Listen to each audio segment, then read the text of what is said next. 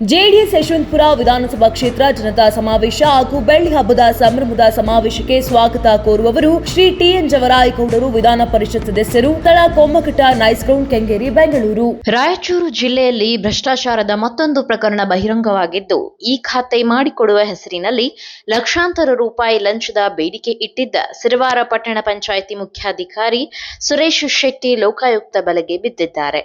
ಈ ಖಾತೆ ಮಾಡಲು ರಾಘವೇಂದ್ರ ರೆಡ್ಡಿ ಎಂಬುವವರಿಂದ 2 ಲಕ್ಷ ರೂಪಾಯಿ ಲಂಚಕ್ಕೆ ಬೇಡಿಕೆ ಇಟ್ಟಿದ್ದ ಸುರೇಶ್ ಶೆಟ್ಟಿ ಅಡ್ವಾನ್ಸ್ ರೂಪದಲ್ಲಿ 1 ಲಕ್ಷ ರೂಪಾಯಿ ಸ್ವೀಕರಿಸುವಾಗ ಲೋಕಾಯುಕ್ತ ಅಧಿಕಾರಿಗಳು ರೆಡ್ ಹ್ಯಾಂಡ್ ಆಗಿ ಹಿಡಿದಿದ್ದಾರೆ. ಲೋಕಾಯುಕ್ತ ಅಧಿಕಾರಿಗಳು ಬರುತ್ತಿರುವುದನ್ನು ಗಮನಿಸಿದ ಆರೋಪಿ ತಕ್ಷಣವೇ ಸ್ಥಳದಿಂದ ಕಾರಿನಲ್ಲಿ ಪರಾರಿಯಾಗಲು ಯತ್ನಿಸಿದ್ದಾರೆ. ಸಿರವಾರದಿಂದ ಕವಿತಾಳದತ್ತ ಎಸ್ಕೇಪ್ ಆಗುತ್ತಿದ್ದ ಅಧಿಕಾರಿಯ ಕಾರನ್ನ ಲೋಕಾಯುಕ್ತ ತಂಡ ಚೇಸ್ ಮಾಡಿ ಕೊನೆಗೆ ಬಂಧಿಸುವಲ್ಲಿ ಯಶಸ್ವಿಯಾಗಿದೆ. ಪರಾರಿಯಾದ ಬಳಿಕ ಆರೋಪಿ ಕವಿತಾಳ ಪಟ್ಟಣದಲ್ಲಿರುವ ಸ್ನೇಹಿತನ ಮನೆಗೆ ತೆರಳಿ ಲಂಚದ ಹಣವನ್ನ ಮನೆಯಲ್ಲಿದ್ದ ಡ್ರಮ್ನಲ್ಲಿ ಅಡಗಿಸಿದ್ದಾನೆ ಎಂಬ ಮಾಹಿತಿ ಲಭ್ಯವಾಗಿದೆ.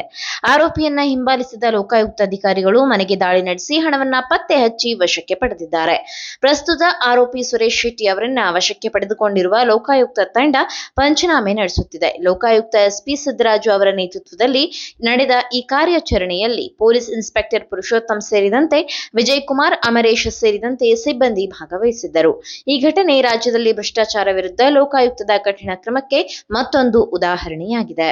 ನೀವು ಸಣ್ಣ ಆಗ್ಬೇಕಲ್ವಾ? ಅದು ಒಂದು ಉತ್ತಮ ಆಹಾರದಿಂದ ಸಣ್ಣ ಆಗ್ಬೇಕಲ್ವಾ? ಪ್ರತಿದಿನ ನಮ್ಮ ಜೀನಿ ಸ್ಲಿಮ್ ನ ಯೂಸ್ ಮಾಡಿ ಯಾವುದೇ ಸೈಡ್ ಎಫೆಕ್ಟ್ ಇಲ್ದಂಗೆ ನೀವು ಸಣ್ಣ ಆಗ್ತೀರಾ.